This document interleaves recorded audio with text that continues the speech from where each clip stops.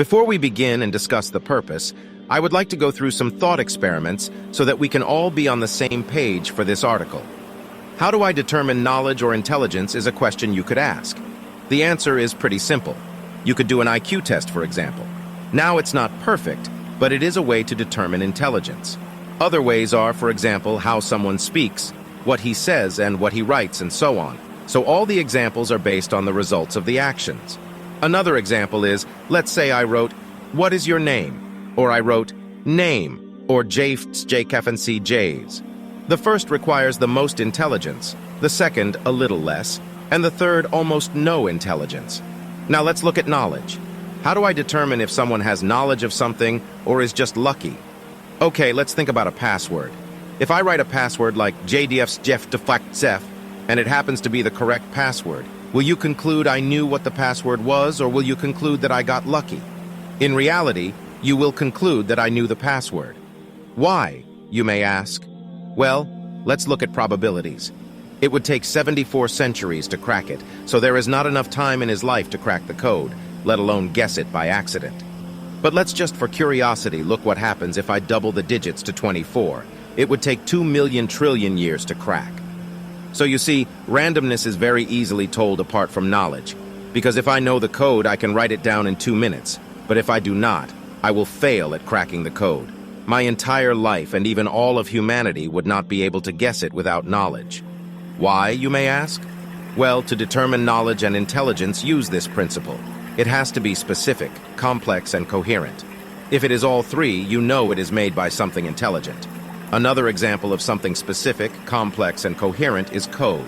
Make mistakes and it won't work. Similarly, the code in our cells is an example of something specific, complex, and coherent. What about AI, you may ask? Well, AI is created by humans which are intelligent. So the AI is not really intelligent. So what the AI made is a product of human ingenuity and knowledge. So everything that is complex, coherent, and precise requires knowledge and intelligence. Furthermore, power to implement it. If we look at creation, it becomes crystal clear that all of this was created with intelligence, knowledge, and power beyond our imagination. If we look at creation, it becomes crystal clear that all of this was created with intelligence, knowledge, and power beyond our imagination. What always blows my mind is the cell. You only need 2 cells to create an entire human, which consists, experts estimate that there are around 200 cell types in the human body, which are all placed at the exact right place to create a human being. Scientists have come a long way in estimating the number of cells in the average human body. Most recent estimates put the number of cells at around 30 trillion. Written out, that's 30,000. And each one of these cells is extremely complex on its own. The code works similarly to our code we run on PCs, only it's not binary, so it's more advanced.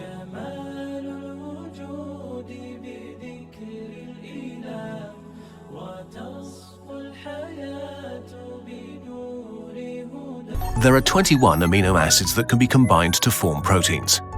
And proteins are made up of dozens to hundreds to thousands of amino acids. For the average protein length of a human cell of 375 amino acids, you get a stunning 6.8 times 10 to the power of 495 possible proteins your cells can make. A quadrillion Google times more than there are atoms in the universe. Most of these possible proteins are useless. Just like with human language, most random letter combinations are just gibberish. So you need to know which words, which proteins, make up a language to speak it properly. And this is the job of your DNA, a long sequence of instructions. If you untangled a cell's DNA, it would be about 2 meters long. All of your body's DNA combined into one long string would reach to the sun and back over 20 times. Around 1% of your DNA is made up of genes, which are basically protein dictionaries that contain all the words of the language of life your cells speak. But genes are also the building manuals for all the proteins your cells need to function. The rest of your DNA is probably not useless, but basically like a set of rules. It's like the book of grammar of the language of life. Which proteins need to be built at which time? How many of them do you need? Which protein words go together and why? Okay, letters, words, sentences, dictionary, and grammar. But of course, this is all just a metaphor for something mind-numbingly complex.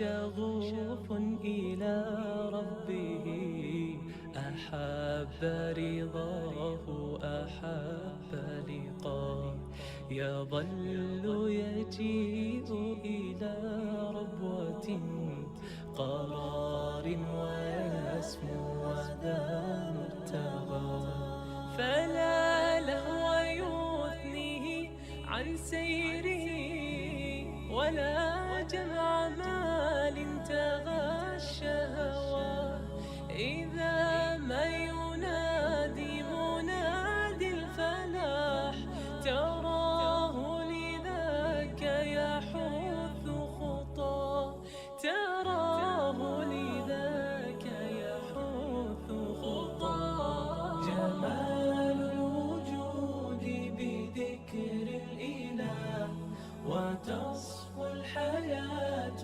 بنور هدى جمال الوجود بذكر الإله وتصفو الحياة بنور هدى وتطرب نفس له طاعة ويبلغ سعد إلى منتهى ربي أيا غافرا رجوتك عفوا ولا لي سوى ودمع يسيل على مصحف به يصل الله صوخ من أتى فتلك سجايا لقلب سليم إلى الله دوما تدور رحى فيا سعد من كان ذا همة إلى جنة في أعالي سماء إلى جنة في أعالي سماء جمال الوجود بذكر الإله وتصفو الحياة بنور هدى جمال الوجود بذكر الإله وتصفو الحياة بنور هدى وتطرب نفس له طاعة ويبلغ سعد إلى منتهى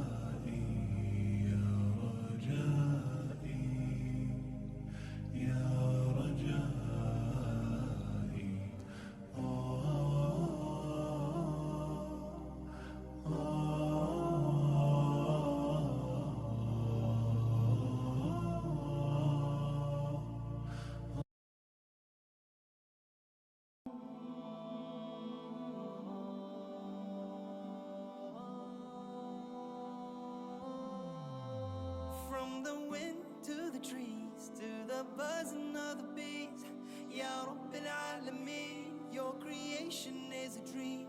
From the stars to the moon, your dominion is so vast, yet your beauty isn't seen. Ya Rabbi, please accept my prayer. Ya Rabbil Alameen, Ya Rahmanu Ya Rahim, Ya العالمين يا رحمن يا رحيم لا إله إلا الله محمد رسول الله عليه صلاة الله عليه بركات الله لا إله إلا الله محمد رسول الله عليه صلاة الله عليه بركات الله لا إله إلا الله محمد رسول الله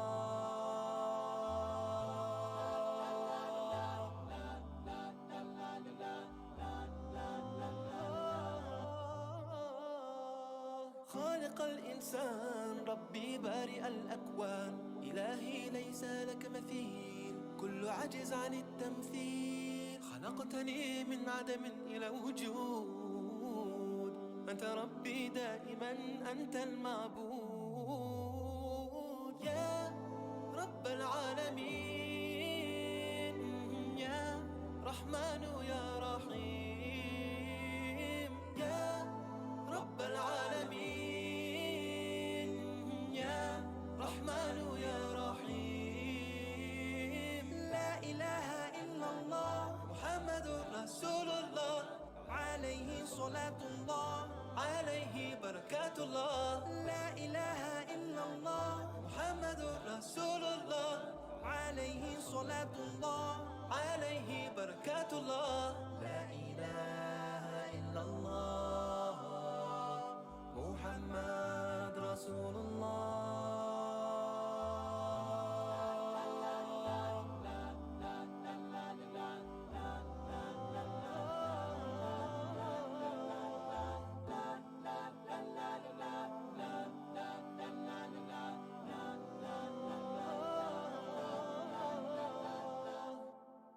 أدعوك إلهي I'm calling your name أدعوك إلهي I'm calling your name أدعوك إلهي I'm calling your name أدعوك إلهي I'm calling your name يا رب العالمين يا رحمن يا رحيم يا رب العالمين يا رحمن يا رحيم بسم الله الرحمن الرحيم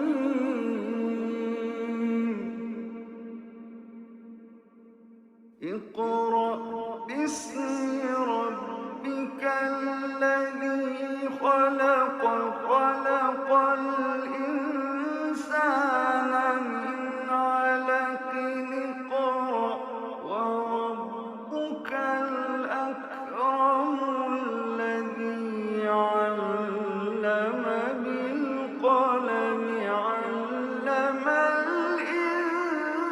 الإنسان ما لم يعلم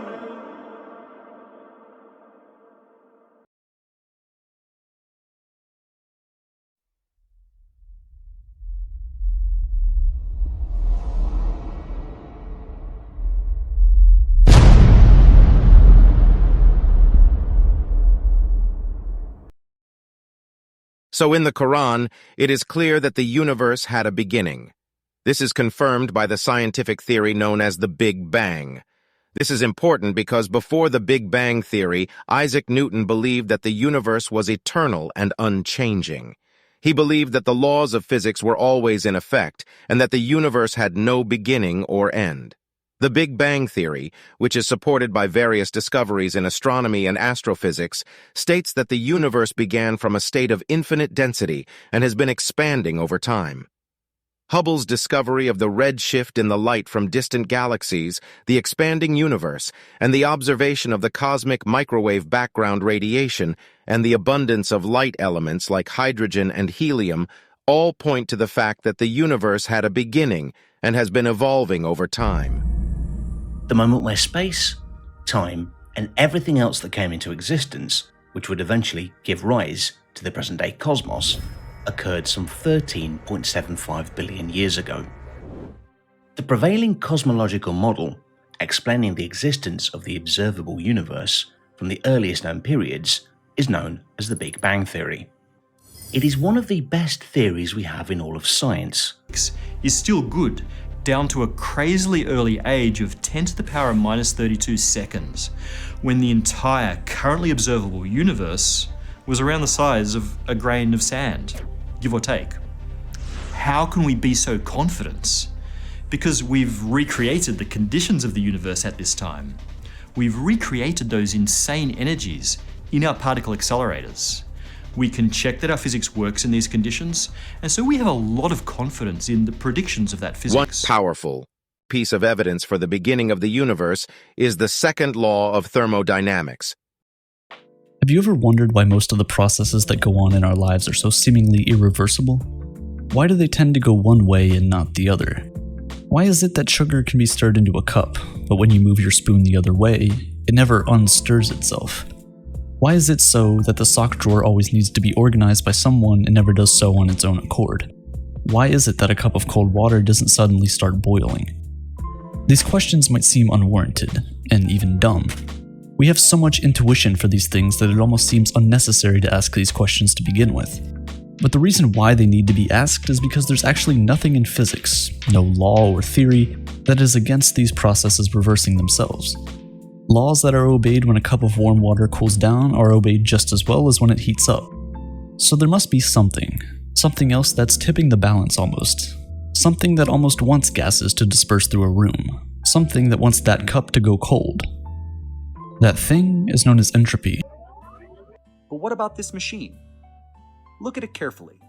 There's no demon up to something sneaky, yet the machine produces energy from the very energy it produces? Because such a machine works perpetually, it is called a perpetual motion machine. Coil a magnet around the wheel's circumference and fix two magnets adjacent to it, and you can produce AC current forever. If this revolutionary machine is so easy to build, why isn't it ubiquitous? Isn't unlimited, unconditional energy the dream, the technology of our utopian future? Well, there's a catch. In fact, the technology was realized by Nicholas Carnot, the father of thermodynamics, 200 years ago, and was repudiated at that very instant. Carnot realized that such a machine is a physical impossibility, as no system can do work with 100% efficiency. Some usable energy, say the fuel, is inevitably spent on raising its internal temperature. This is unusable energy, and the measure of this unusable energy is called entropy. It's sort of the opposite. The heat death is sometimes called the big freeze. It's a very cold ending of the universe. In physics, when we use the term heat, we mean something very specific there. We mean disordered energy. If you have like a machine that's doing something, as that machine runs, it's not going to be 100% efficient. It's going to lose some energy all the time, and there's going to be some waste heat in the running of that machine. That's actually a law of nature, that every process is at least a little bit inefficient. And what that means is that over time, the disorder in the universe increases. That's something called the second law of thermodynamics. This second law of thermodynamics says that anytime a process happens, it's going to create a little bit of disorder in its wake. We think that really holds for the entire cosmos as well. As time goes on, there's going to be more and more disordered energy in the universe, more and more entropy. At some point, if that continues forever, that at some point, all that's left in the universe is disordered energy, is entropy, is heat. And so the heat death is a term we use to talk about when you reach that maximum entropy state. Which states that entropy, or disorder, in a closed system will always increase over time. The universe, being a closed system, must have had a low entropy state in the past in order for it to have the high entropy state that we observe today. The fact that the universe is in a state of high entropy now requires that it had a beginning. If it had existed forever, the entropy would have reached equilibrium and the universe would have run out of usable energy. which is not observed. From the philosophical route, we come to the same conclusion. Imagine a sniper who has acquired his designated target radios through to HQ to get permission to shoot. HQ, however, tells the sniper to hold on while they seek permission from higher up. So the guy higher up seeks permission from the guy even higher up, and so on and so on. If this keeps going on, will the sniper ever get to shoot the target? Of course not. He'll keep on waiting while someone is waiting for a person higher up to give the order. There has to be a place or person from where the command is issued. Do you believe you had a great-great-great-great-great-great-great-great-grandma? No. Do you believe you had Yeah, but I mean, it's obviously, I know that because obviously I'm here now. Exactly. Yeah, but Only way you know you got a great-great-great-great-great-great-great-great-grandma is because you're here. You've made a logical, rational decision. Not based on the physical world, based on necessity. If it's necessary your great-great-great-great-great-grandmother existed in order for you to be here. You can't see her, but if someone says she never existed, you say, get lost, man, you're crazy. Let's put it this way. Everything in the universe, dude, that begins to exist, okay, if I just popped like this, here I am, I just popped into existence, has a cause. You know it must have came from somewhere. Everything that begins, that starts to exist, always has a cause. Number two, the universe, without a shadow of a doubt now, began to exist. Based on philosophy, mathematics, Big Bang. You know about the Big Bang, yeah? Yeah, well, yeah. It's not that thing after too many curries, right? Yeah, the Big Bang, okay? So from all this, we know the universe began to exist. So what logically follows? Therefore, the universe has a cause. So we just say, right, without a doubt, we know the universe has a cause. What is the nature of this cause? Well, if you create the universe, it can't be part of the universe. Because if it's part of the universe, then that would mean the universe existed and didn't exist at the same time. Madness. Does that make sense? No. That's just crazy. Madness. Can Abu Bakr exist and not exist at the same time? Don't make no Although sense. we may want him not to exist. Because he talks a lot, yeah. Yeah, I'm only kidding. So there's that. It must be one. Because they're knocking on the door, we don't assume there's Manchester United football team behind the door, right? We say it's one person, isn't it? Yeah? It's the most logical explanation. We know he must be all-powerful. He didn't create a grain of sand, he created the whole universe, right? Yeah. And we know it must be uncreated. Because some people say, well, who created God? It must be uncreated. Why? Don't know why. But let me give you an example. Say I want to shoot you, yeah? Yeah. Good style like this, yeah? Boom. Yeah? Hackney style. But before I could shoot, I have to ask Abu Bakr for permission. Abu Bakr, can I shoot the geezer? He says, wait, I need to ask someone behind me to shoot.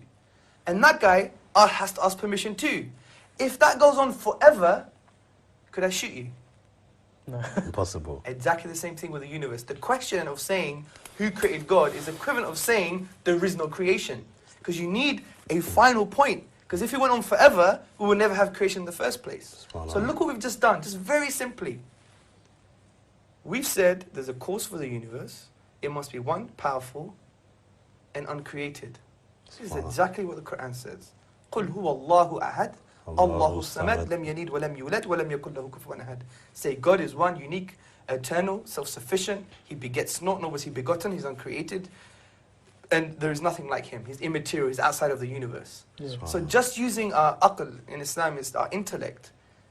Reflection, as the Quran always tells us to reflect. He uses the word yatafakkarun, for those who reflect. Because the Quran is for reflecting human beings. So we come to the conclusion that there must be a God. For me,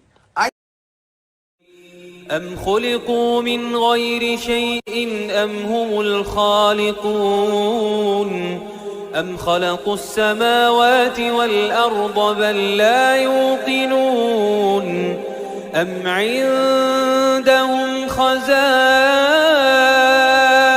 ربك أم هم المسيطرون أم لهم سلم يستمعون فيه فليأت مستمعهم بسلطان مبين أم خلقوا من غير شيء. Is it the case that they were created out of nothing? أم هم الخالقون.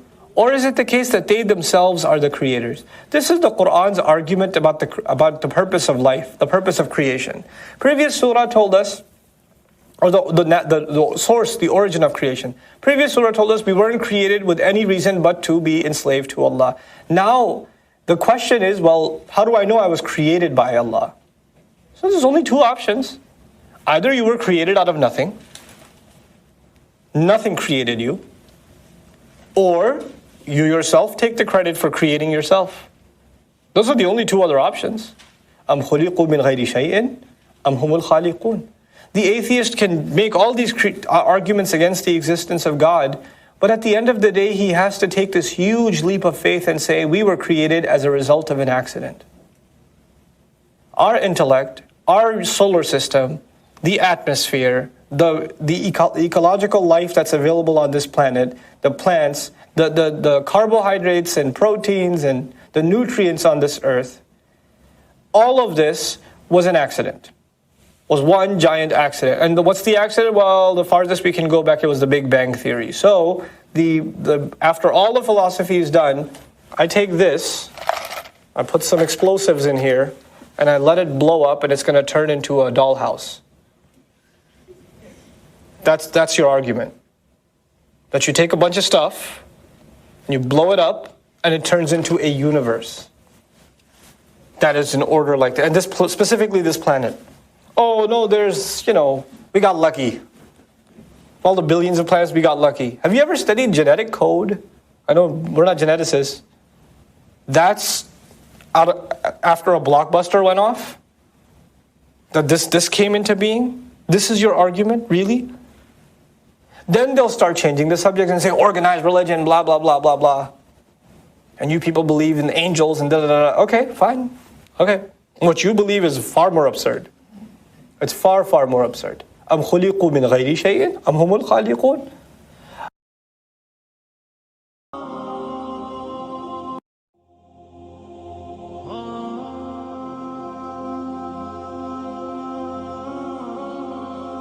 The argument from the Quran is powerful yet very clear.